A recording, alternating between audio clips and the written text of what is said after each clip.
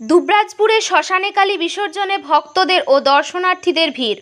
অন্যান্য বছরের ন্যায় এবছরও এদিন ৩ অক্টোবর শুক্রবার চিরাচরিত প্রথা মেনে শতাব্দী প্রাচীন বীরভূম জেলার দুবরাজপুর পাহাড়েশ্বর শ্মশানকালী বিসর্জন করা হয় একাদশীর দিন।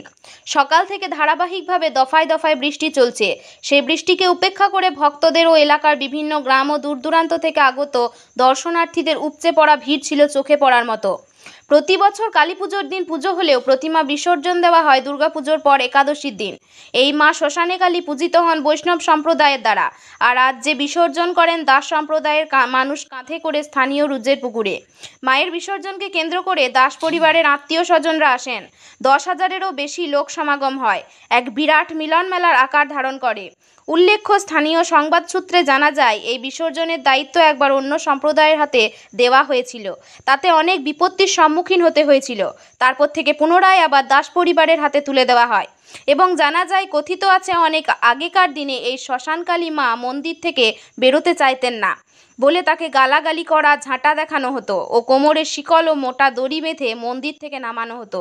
কিন্তু বর্তমান দিনে গালাগালি করা ও ঝাঁটা দেখানো হয় না, এখন মোটা দড়ি ও শিকল বেঁধে নামানো হয়।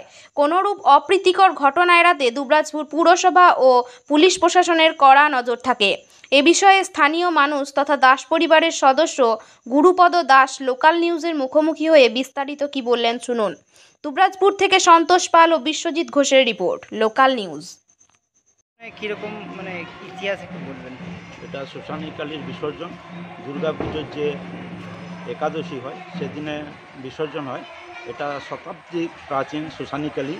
এই বিসর্জনটার দায়িত্ব পায় দাস পরিবারের লোকেরা। অন্যবারেও একবার বিসর্জনের দায়িত্ব দিয়েছিল অন্য সম্প্রদায়ের মানুষকে, তখন বিঘ্ন ঘটেছিল এবং বিঘ্ন ঘটায় বুঝতে পারে যে না, আমাদের ভুল হয়েছে, আবার দাস পরিবারের হাতে বিসর্জনের দায়িত্ব তুলে দেয়। এই বিসর্জনকে ঘিরে দাসপাড়ার পরিবারে একটা বিশাল আনন্দ, যেটা দুর্গাপুজোতে তারা উপভোগ করে না। প্রতিটা বাড়িতে আত্মীয় স্বজন, কুটুম্বজন, প্রচুর মানুষের সমাগম হয়। এছাড়াও বিভিন্ন প্রান্ত থেকে, গ্রাম থেকে গ্রামান্তর, শহর থেকে শহরাঞ্চল, বিভিন্ন জায়গায় 10 থেকে 15,000 মানুষের বিসর্জন দেখতে আসে শ্মশানী কালী বিসর্জন। এই শ্মশানী কালীর পুজো একমাত্র করে আসে বৈষ্ণব সম্প্রদায়, আর বিসর্জনের দায়িত্ব পায় দাস সম্প্রদায়। তো বৈষ্ণব সম্প্রদায়ের যে পুরোহিত, তারা এই পুজোটা বংশ পরম্পরা করে আসছে। আজকে তার বিসর্জন হচ্ছে। এই বিসর্জনকে ঘিরে একটা বিশাল উন্মাদনা এবং একটা মেলার আকার ধারণ করে। এই বিসর্জনটা হয় সামনে যে একটা রুজের পুকুর আছে, সামনে সেই রুজের পুকুরে দাস পরিবারের হাত দিয়ে মায়ের বিসর্জন হয়। আগে বিসর্জন হতো, আমরা ছোটোবেলায় দেখেছি, এই কথা ছিল মা যখন বেদি থেকে নামতে চাইতো না, তখন মাকে গালিগালাজ, এমনকি ঝাঁটা, মোটা রশি, দড়ি এবং শিকল বেঁধে নামানো হতো। এখন গালিগালাজ আর ঝাঁটা দেখানো হয় না, মানুষ সভ্য হয়েছে। কিন্তু এখনও কথা আছে যে শিকল, মোটা শিকল এবং রশি বেঁধে মাকে বিসর্জন দেওয়া হয়। এটা নিয়ম, এটা রীতি। এই বিসর্জনকে ঘিরে আজকে এই দাস পরিবার নয়, গোটা দুবরাজপুর নয়, বিভিন্ন জায়গা থেকে মানুষ এসে একটা উন্মাদনা সৃষ্টি করে। এখানে প্রচুর মানুষের সমাগম হয়। এখানে পৌরসভার পক্ষ থেকেও বিভিন্ন রকম সহযোগিতা থাকে। এখানে কাউন্সিলর মানিক মুখার্জি, চেয়ারম্যান পীযূষ পাণ্ডে, তারাও দায়িত্ব নিয়ে সকাল থেকে আজকে পড়ে আছেন যাতে বিসর্জনটা সুষ্ঠুভাবে হয়।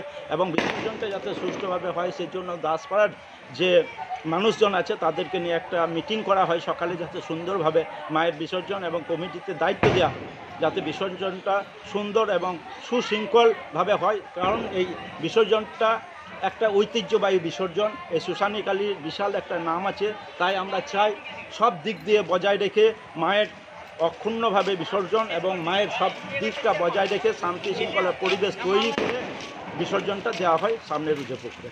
কত লোক হয় এই বিসর্জন দেখতে? 10 থেকে 15,000 লোক এই বিসর্জনে আসে। বিভিন্ন গ্রাম শহরাঞ্চল থেকে মানুষ এখানে জমায়। কখন শুরু হয় এই বিসর্জনটা? বিসর্জনটা প্রথমে শুরু হয়, পুজো পাঠ শুরু হয়। বৈষ্ণব সম্প্রদায়ের যে পুরোহিত আছে তারা পুজো পাঠ শুরু করে 10টা থেকে পুজো করার পর যজ্ঞ হয়। যজ্ঞ করার পর প্রায় 1.5 থেকে 2 ঘন্টা পুজো পাঠ যজ্ঞ হয়ে যায়। তারপরে বিসর্জনের চাবি দাসপাড়ার হাতে, দায়িত্ব দাসপাড়ার হাতে অর্পণ করে দেওয়া হয়।